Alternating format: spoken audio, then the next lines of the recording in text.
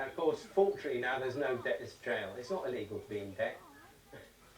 So, just to remind you, their plan is to take you for every penny you've got. Our plan is obviously to stop them.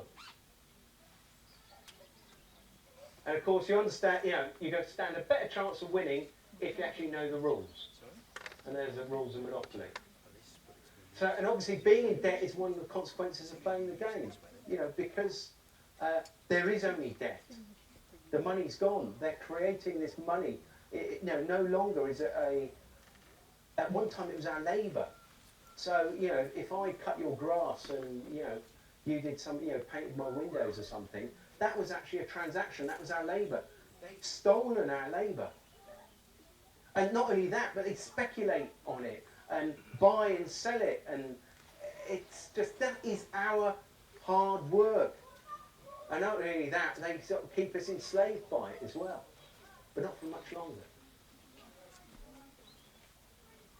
And obviously there isn't enough money in circulation to pay off all the debts in the world.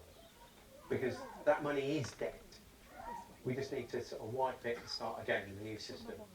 We get in this mess. So I'm just going to do a little bit about talking about the birth certificate for anyone. I'm sure most of you all understand this, all realise this. But obviously when a ship comes into a harbour, it's interesting with ships going up an estuary or something, because on the side of the river you've always got banks, haven't you? You've always got banks on each side of the river, and what they do, they control the current sea. Banks, current sea. This is from Jordan Maxwell's, and I'm sure a lot of you will recognise this.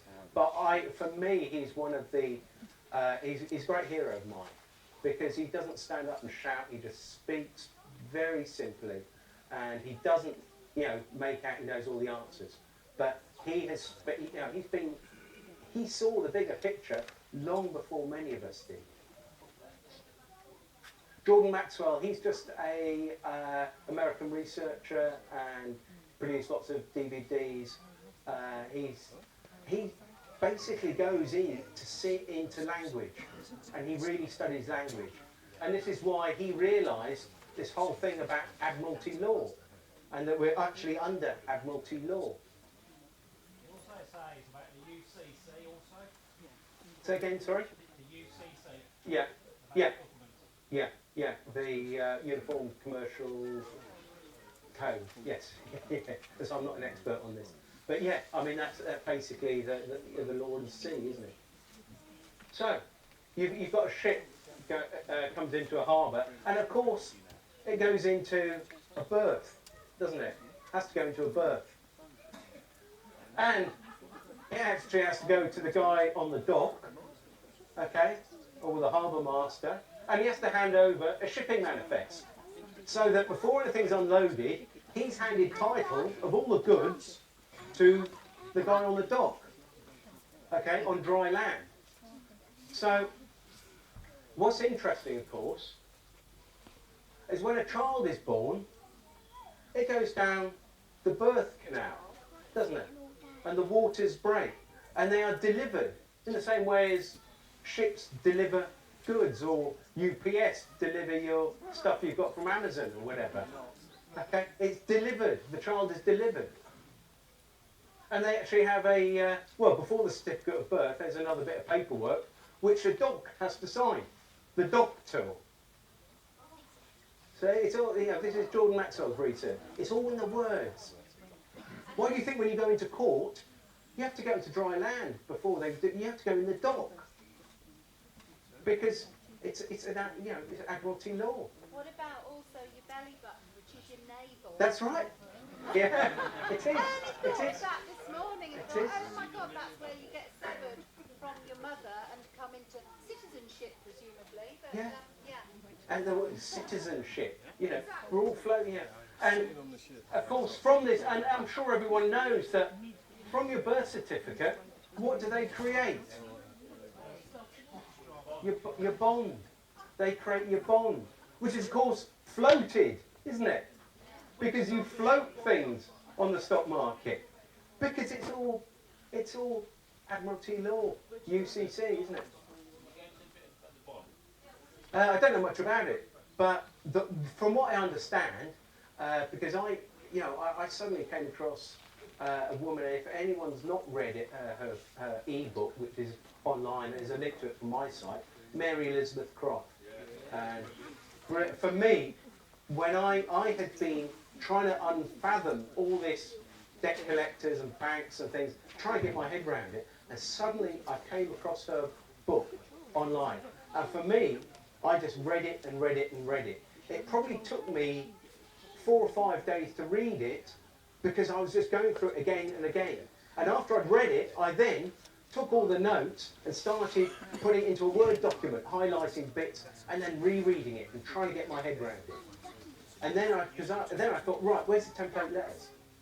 I thought, well, there's no template letters. And then I listened to an interview, and she said, well, I thought about a website, but I never actually got back putting one up. So I think I gave about 9 months and said, sorry, I'm going to put my letters up. And that's how the website started, but I'll talk about that in a minute.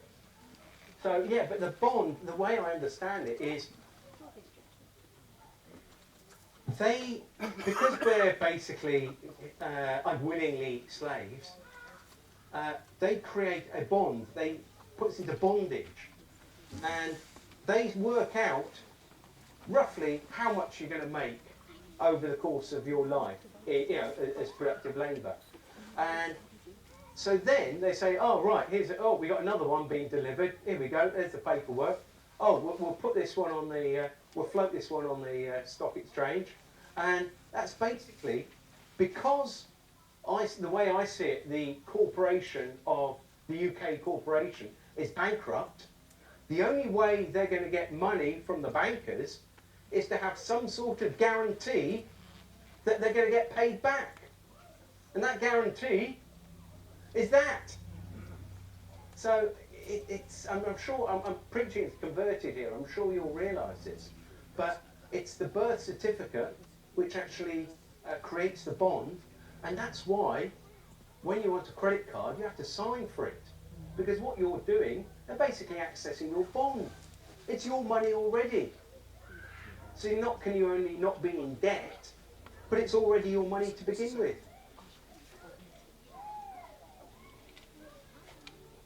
So there we go. Birth certificate.